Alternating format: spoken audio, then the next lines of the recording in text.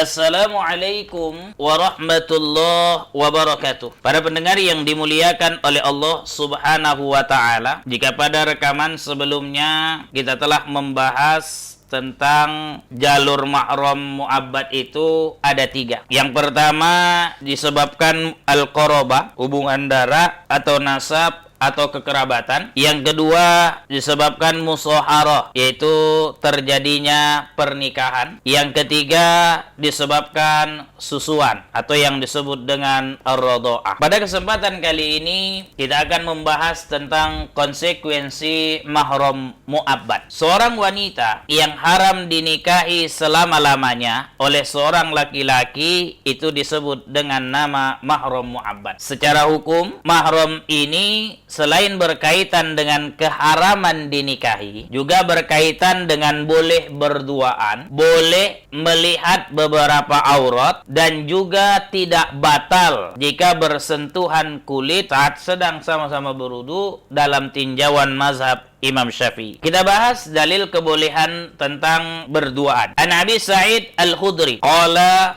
Rasulullah sallallahu alaihi wasallam la yahillu li imra'atin tu'minu billahi wal yawmil akhir an tusafira safara yakunu salasata ayyamin fasaidan illa wa ma'aha abuha aw ibnuha aw zawjuha aw akhuha aw zu mahramin minha. Seorang perempuan yang beriman kepada Allah dan hari akhir, kata Rasulullah, diharamkan bepergian lebih dari 3 hari, kecuali jika dia bersama dengan ayahnya atau saudaranya atau suaminya atau anaknya atau orang yang ada hubungan mahram dengan. Rawahu Muslim. Hadis yang lain, an Abi Ma'bad, diriwayatkan dari Abi Ma'bad. Qala, dia berkata, sami'tu Ibnu Abbas, aku mendengar dari Ibnu Abbas, yaqulu, dia berkata, sami'tu Nabiyya sallallahu alaihi wasallam yakhtubu yaqul, aku mendengar dari Nabi sallallahu alaihi wasallam ketika beliau meminang, lalu dia mengatakan, la yakhluwanna rajulun bi imra'atin illa wa ma'aha zu mahramin. Janganlah sekali-kali seorang laki-laki berkhalwat dengan seorang wanita melainkan bersama mahram si wanita tersebut. Rawahul Bukhari wa Muslim. Imam Nawawi mengatakan dalam kitab Syarah Sahih Muslim jilid 9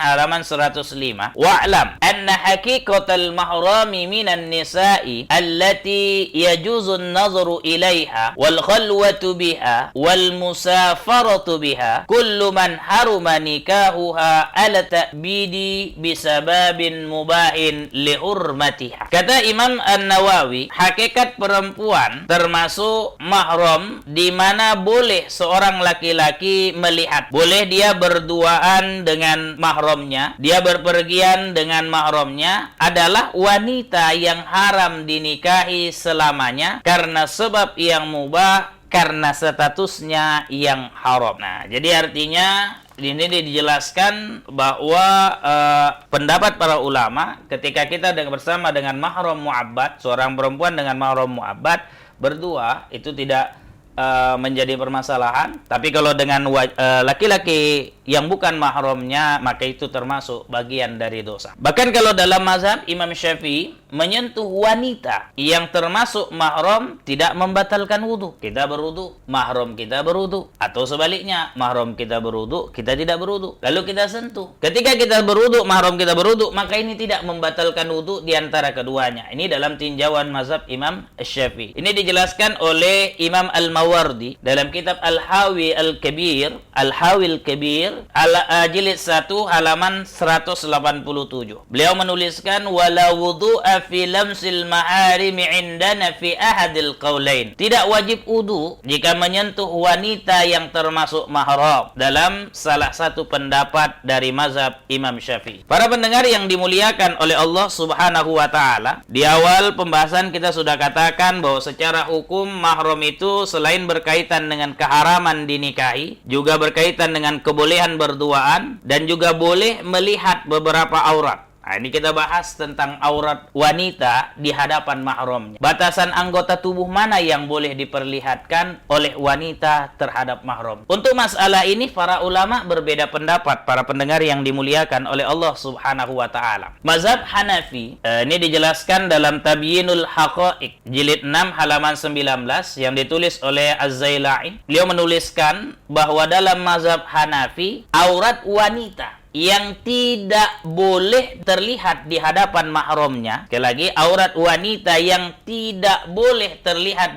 di hadapan mahramnya dalam mazhab Hanafi adalah anggota tubuh yang ada di antara pusar dan lutut, punggungnya dan perutnya. Artinya, anggota tubuh yang boleh terlihat oleh mahramnya dalam tinjauan mazhab Hanafi adalah yang selain dari anggota tubuh antara pusar dan lutut, punggungnya dan perut. Syaratnya jika dalam keadaan aman dari fitnah dan tidak disertai syahwat. Dalil mazhab Hanafi adalah firman Allah Subhanahu wa taala yang terdapat di dalam surah An-Nur ayat 31. Wala yubdina zinatahunna illa li bu'ulatihinna aw abaihinna aw abai bu'ulatihinna aw abnaihinna aw abnai bu'ulatihinna. Dan janganlah menampakkan perhiasannya kecuali pada suami mereka atau ayah mereka atau ayah suami mereka atau putra-putra mereka atau putra-putra suami mereka. Surah An-Nur ayat 31. Yang dimaksud dengan kalimat jangan menampakkan perhiasannya di dalam surah An-Nur tersebut, wala yubdina zinatahunna, adalah larangan menampakkan anggota tubuh yang lazimnya menjadi objek yang dipakaikan perhias. Maka kepala boleh dilihat oleh mahram karena ia objek yang lazim dipakaikan mahkota. Leher dan dada untuk kalung, telinga untuk anting, pergelangan tangan untuk gelang, pergelangan kaki untuk gelang kaki, jari untuk cincin, punggungnya, telapak kaki untuk dihiasi daun pacar dan lain-lainnya. Berbeda dengan perut,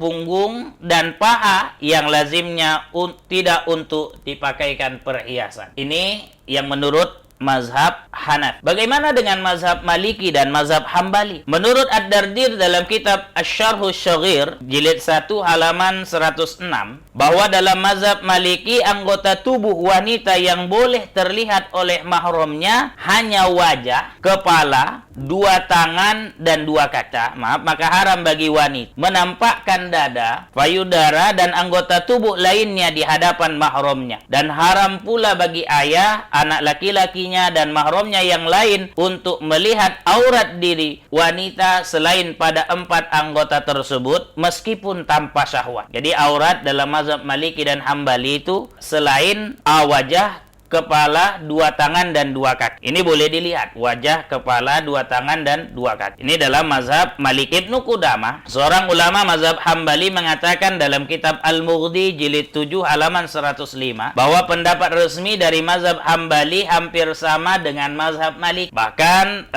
mazhab Hambali menambahkan bahwa batasan aurat wanita di hadapan mahramnya ini tidak terbatas pada mahram yang muslim saja, namun juga bagi yang non-muslim. Sebab ada riwayat yang ditemukan oleh mazhab Hambali, dahulu Abu Sufyan bin Harb pernah masuk ke rumah putrinya yang bernama Ummu Habibah. Ummu Habibah ini adalah salah satu istri Rasul. Ummu Habibah saat itu tidak sedang berhijab. Dia tidak pakai tutup kepala. Saat itu Rasulullah Shallallahu alaihi wasallam tidak menyuruh Ummu Habibah untuk menutupi auratnya di hadapan Abu Sufyan, yaitu ayahnya yang saat itu masih dalam kondisi kafir. Jadi aurat wanita dalam mazhab Maliki dan mazhab Hambali itu selain wajah, kepala, dua tangan dan dua kaki. Ini boleh dilihat ya, wajah, kepala, dua tangan dan dua kaki. Selain itu tak boleh terlihat. Itu aurat. Kemudian dalam mazhab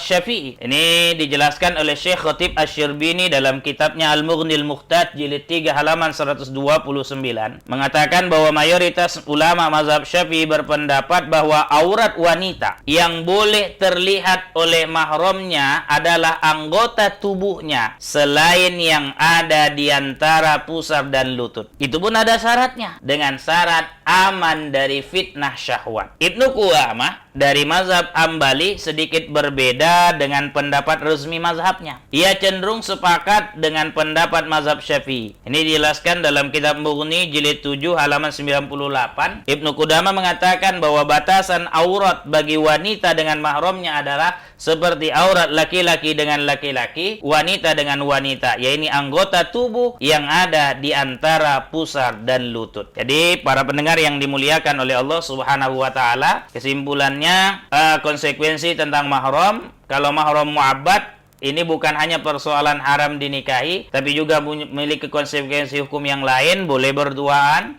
tidak menyandung dosa. Kemudian untuk mahram mu'abbad juga boleh melihat beberapa aurat. Nah, auratnya tadi udah kita jelaskan ya dalam mazhab Hanafi, aurat wanita yang tidak boleh terlihat di hadapan mahramnya adalah anggota tubuh yang ada antara pusar dan lutut, punggungnya dan perutnya. Kalau dalam mazhab Maliki dan mazhab Hambali, anggota yang boleh terlihat, anggota tubuh wanita yang boleh terlihat oleh mahramnya adalah cuma wajah, kepala, dua tangan, dan dua kaki. Ini yang boleh terlihat. Sedangkan dalam mazhab Syafi'i, aurat wanita tidak boleh terlihat itu antara pusar dan lutut. Ini pun dengan syarat aman dari fitnah. Jadi antara pusar dan lutut itu tidak boleh terlihat. Tapi selain itu dengan syarat juga, kalau bisa menimbulkan syahwat selain itu, maka hukumnya tetap tidak boleh diperlihatkan. Wallahu a'lam bishawab. Nantikan penjelasan kami tentang jalur mahram yang disebabkan musyaharah, yaitu akibat pernikahan. Terima kasih atas segala perhatian. Mohon maaf atas segala kurangan. Assalamualaikum warahmatullahi wabarakatuh.